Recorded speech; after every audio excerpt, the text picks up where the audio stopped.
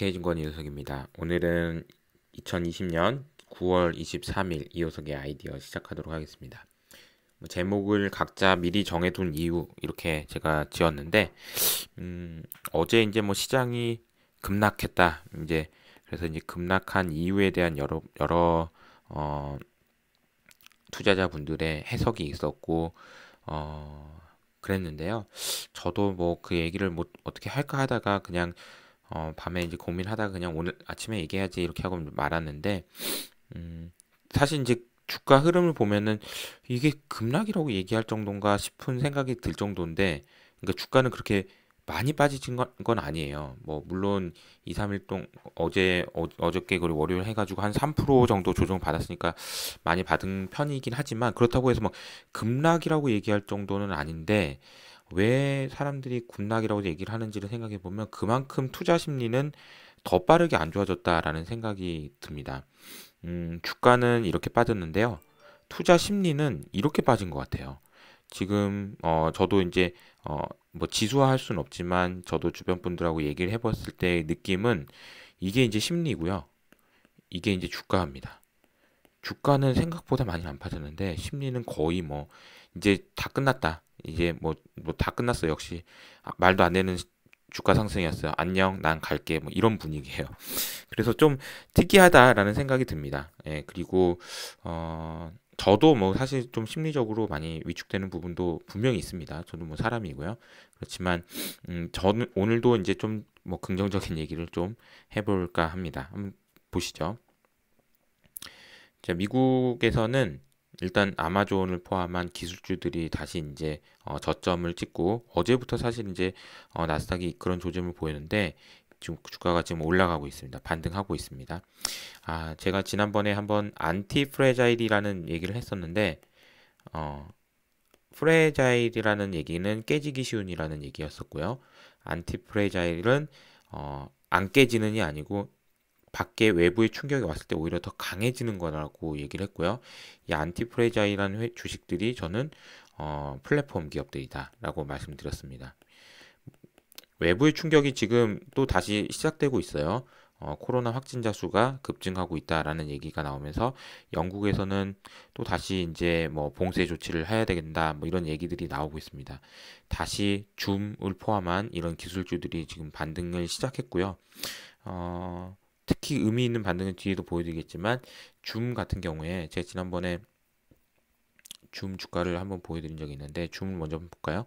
줌이 지난번에 실적 발표하고 40% 올랐었어요. 40% 올랐다가 지금 보면은 오히려 그 고점 수준을 훨씬 뛰어넘는 그런 수준까지 지금 올라온 상황입니다. 5.5% 올랐고요. 이런 흐름이 지금 시장에서 주식시장에서 지금 다시 시작되고 있다라는 걸 말씀드립니다. 두 번째로는 지금 경제는 안 좋아요. 지금 옛날에 계속 얘기했던 경제가 안 좋은데 왜 주가가 좋아요? 계속 논란이 있었는데 이럴 수 있다라고 저는 말씀드리고 있었고요. 그 내용을 좀 말씀드려 볼게요. 그래서 유럽이 지금 재봉쇄가 되면서 달러는 또 강세가 되면서 불안한 상황입니다. 그래서 지금 보시면 8월 이후에 고점 수준까지 지금 올라온 상황이라서 이게 더 올라간다면은 달러 약세를 생각하고 고민하셨던 분들은 좀 고민이 깊어질 수 있는 상황이 될 것 같아요. 좀 지켜보셔야 될 것 같습니다. 그리고 채권 금리는 왔다 갔다 하는데 사실 거의 변화 없습니다. 거의. 그러니까 이게 제일 금리는 이게 제일 좋아요. 낮은 금리로 유지되면서 가시성이 높아지는. 이 금리가 계속 이렇게 그냥 유지되겠구나. 이게 이제 투자를 하시는 관점에서도 사업하시는 관점에서도 되게 좋아요. 왜냐하면 사업하실 때도 금리가 막 왔다 갔다 하면은 그 불확실성이잖아요. 근데 금리가 딱 안정되게 이렇게 유지해주면 판이 딱 깔린 겁니다. 판은 딱 깔렸어요. 자, 네가 한번 투자 한번 해봐. 여기서 내가 이제 판은 깔아줄게. 그 판을 깔아준 사람이 연준인 거죠. 예, 연준이 판을 딱 깔아줬다라고 보시면 될 것 같습니다. 빅스는 분명히 지금 계속 아직 불안한 상황입니다. 보통은 한 20 정도까지 내려와야 그래도 안심할 수 있는 수준이다. 이 정도까지 내려와야 안심할 수 있는 수준이지만 분명히 지금 이때 올라갔던 거에 비하면 계속해서 지금 하방 압력을 받고 있는 상황이고요. 어제도 올라갔다가 다시 또 내려오는 모습 보이면서 26 정도 수준에서 끝났습니다. 변동성의 피크는 좀 지난 것 같다라는 생각을 계속 말씀드리고 있고요. 예. 미국은 나스닥이 오랜만에 한 1.7% 반등하면서 좀 아웃퍼폼을 많이 했고 아마존 그리고 페이스북 뭐 이런 종목들이 좀 많이 올랐습니다. 그리고 여기도 이제 페이팔이 올랐고요.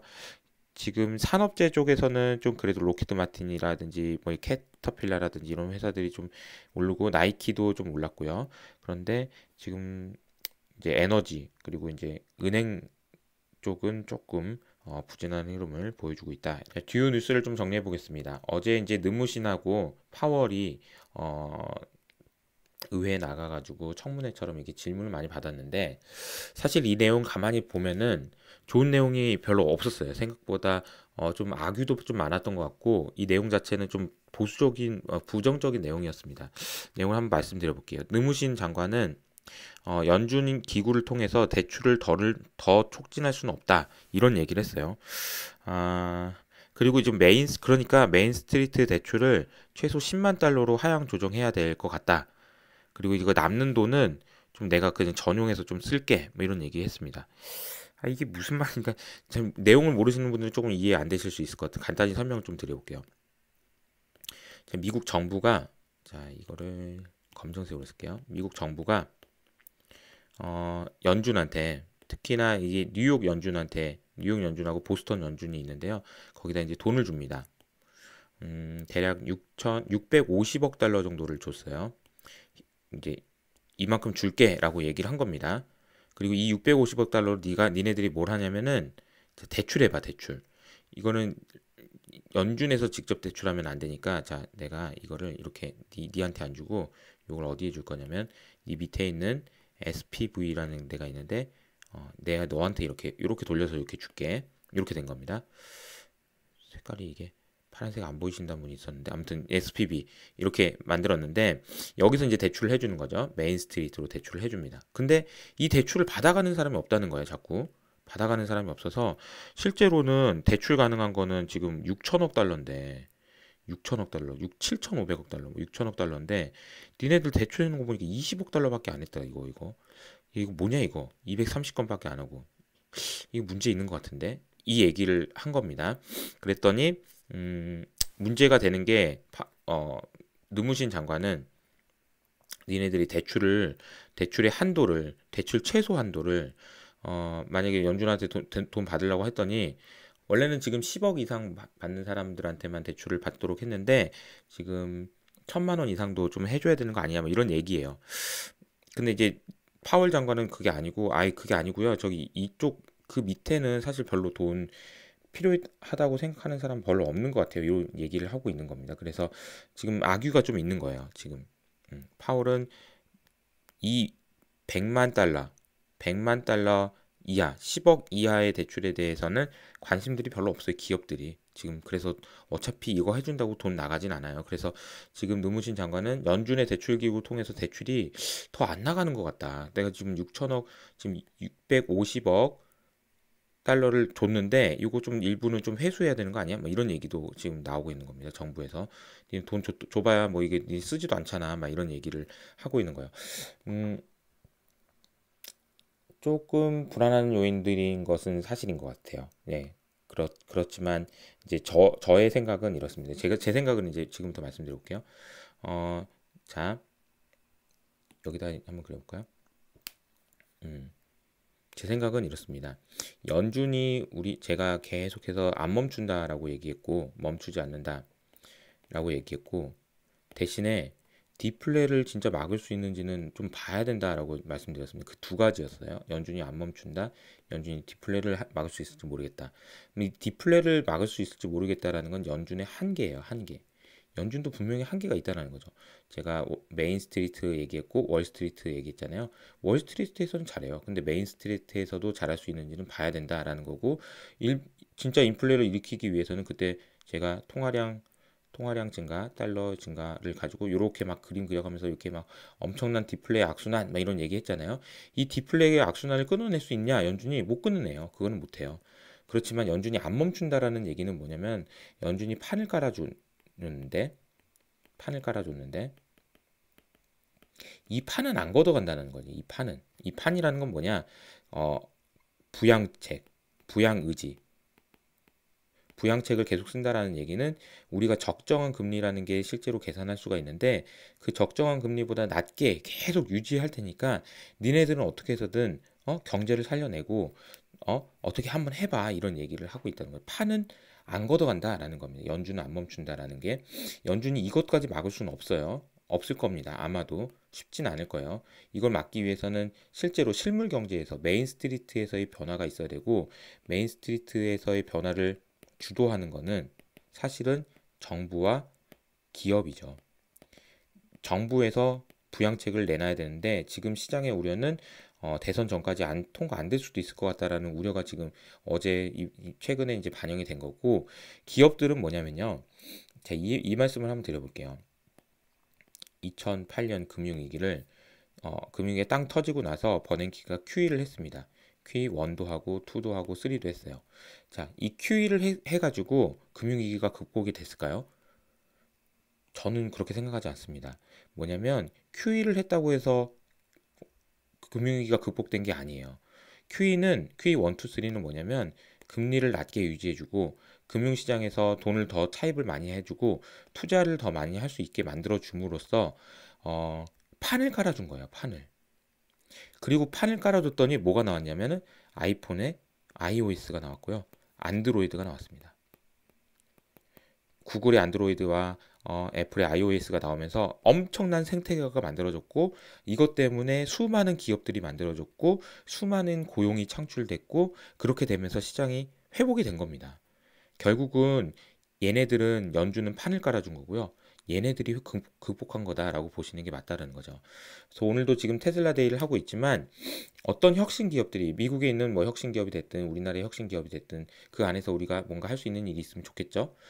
그래서 혁신을 하고 회복 그러니까 새로운 기술이 나오고 경제가 선순환의 구조를 타기 위해서는 연준은 판을 깔아준다는 거예요. 아까 어제도 계속 말씀드린 것처럼 2030년이 될지 그 이상이 될지 모르겠지만 계속 요 얘기 있죠. 시카고 총재가 어제도 얘기했습니다. 연준은 부양 정책을 몇 년간 유지할 필요가 있다라는 겁니다.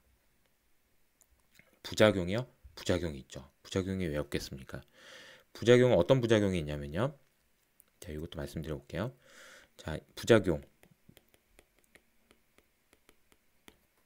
사기꾼들이 나온다는 게 부작용입니다. 사기꾼. 니콜라. 뭐 사기꾼인지 아직 확정은 아니지만 이런 사기꾼들은 나와요. 어쩔 수가 없습니다. 돈이 이쪽에 막 돈이 엄청나게 이제 쏟아지니까 이거를 그냥 눈먼 돈이다 그러면서 이제 뺏어갈 수 있려고 하는 그런 사기꾼들이 나와요. 이 사기꾼들이 다 다시 이제 결국에는 이 사기꾼들이 없어질 겁니다. 결국에는. 그런데 살아남은 기업들이 세상을 바꾸는 거거든요.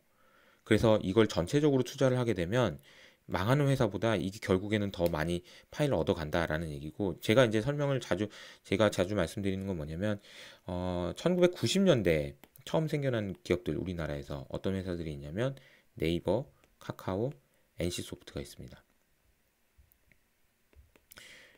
자, 네이버, 카카오, NC소프트라는 회사가 있었을 당시에 이와 비슷한 수많은 기업들이 있었습니다. 하지만 그 기업들은 망했어요.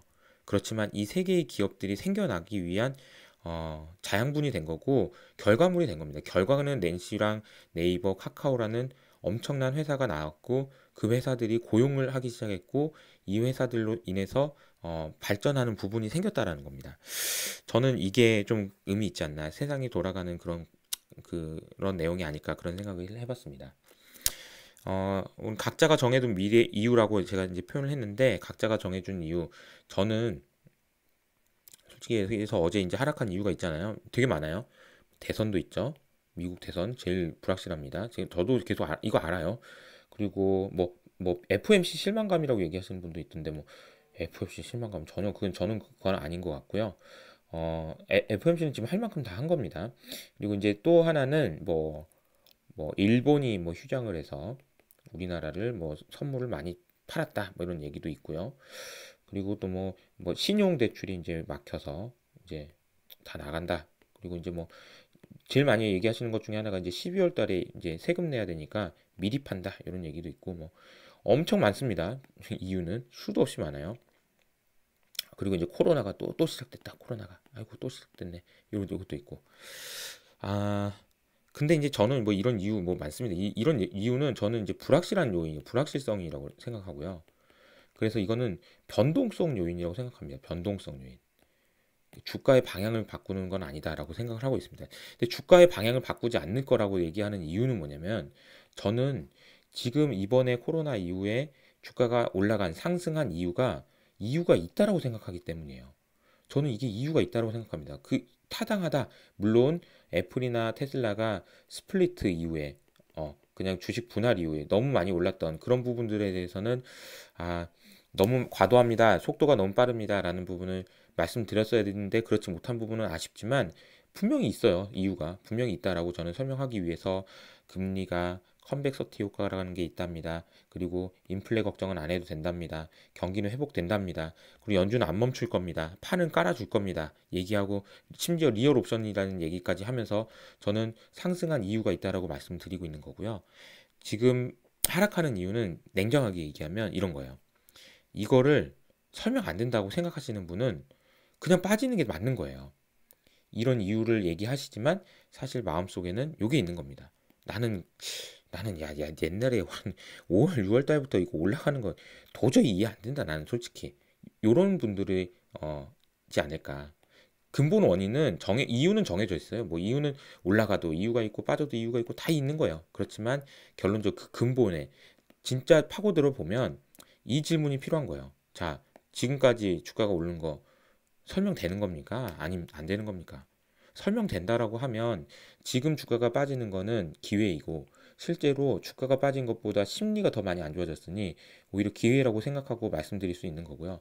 만약에 지금까지 주가 상승이 아유 말도 안 되는 거지 당연히 지금 빠지는 게 맞지 야 이렇게 생각하시는 분이라면 여전히 지금 주식을 팔아 지금이라도 주식을 팔아야 된다라고 얘기하시는 거고 그게 좀 다른 의견이 있다라는 거죠. 저는 이제 계속 이제 똑같은 말씀을 드립니다. 줌 주가가 이렇게 올라갔다는 거 말씀드렸고요. 이 그림도 하나 보여드릴게요. 자, 이 그림이 뭐냐면요. 하얀색 그림이 뭐냐면 지금 미국 나스닥의 나스닥 선물 시장의 넷 포지션입니다. 숏이 많은지 롱이 많은지예요. 이게 여기 0이 여기 있습니다. 여기 0이 여기 있고요. 이때는 숏이 많았는데 지금 거의 금융위기 이후로는 거의 대부분 롱이네요. 그죠? 근데 이제 놀랍게도 자, 최근에 2020년 들어서 처음으로 이게 최근에 엄청나게 많이 늘었습니다. 엄청나게 나스닥 숏 포지션이 굉장히 많이 늘었다는 겁니다.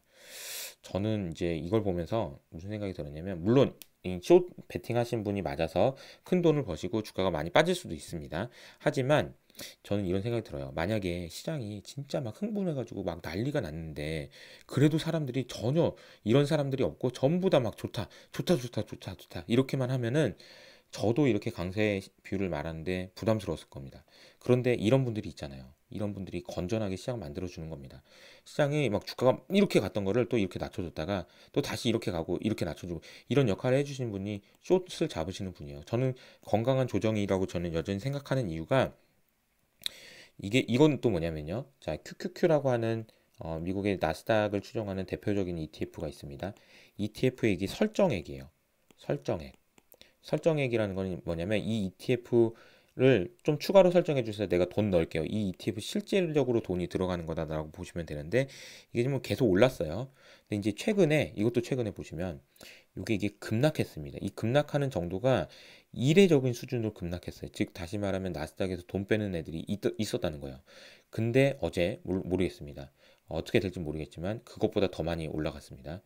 이 그림을 보시면 일별로 보시면요. 이만큼 급락했어요. 그러다가 급등했습니다.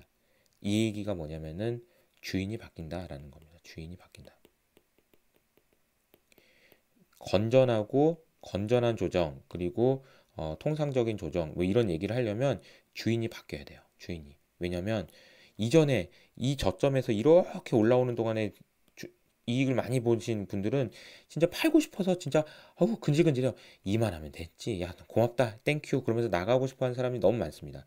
그런데 건전하게 계속 가기 위해서는 이분들이 파실 때 누군가가 또 받아줘야 돼요. 너 나가요? 나 또 살래. 나는 지금 아마존 지금이라도 살래. 그런 분들이 많다라는 얘기예요. 그런 분들이 많아서 주인이 바뀌어야 이 주인은 여기서 샀잖아요. 그러니까 이제 좀 갈 때 또 새로운 마음으로 안 팔고 가는 사람들이 많아진다는 건강한 조정이다 이렇게 말씀드릴 수 있을 것 같아요. 오늘도 또 막 뭐 뿜뿜 막 이런 느낌이기도 하고 어떻게 해야 되나 저도 너무 좋은 얘기들만 하려고 하는 거 아닌가 그런 생각 들지만 그 뭐 앞서 서두에 말씀드린 것처럼 견제하시고 그리고 걱정하시고 그리고 실제로 숏도 하시는 분들이 있기 때문에 아직은 끝난 게 아니다라고 저는 생각합니다. 끝나지 않았다라고 생각합니다. 뭐 아마도 제가 이제 워낙 이제 강세 뷰를 말씀을 많이 드렸기 때문에 주가가 많이 빠지면 이제 뭐 안티도 좀 생길 것 같아요. 예, 뭐 쟤는 뭐 맨날 뭐 저렇게 얘기하냐 뭐 이렇게 얘기하시는 분도 있을 것 같은데 뭐 감수하고 가겠습니다. 네, 저를 좋아하시는 분들을 생각하면서 가는 거죠. 뭐 예, 아무튼 화이팅 하겠습니다. 오늘 하루도 즐거운 하루 되시고요. SK증권 이효석이었습니다. 감사합니다.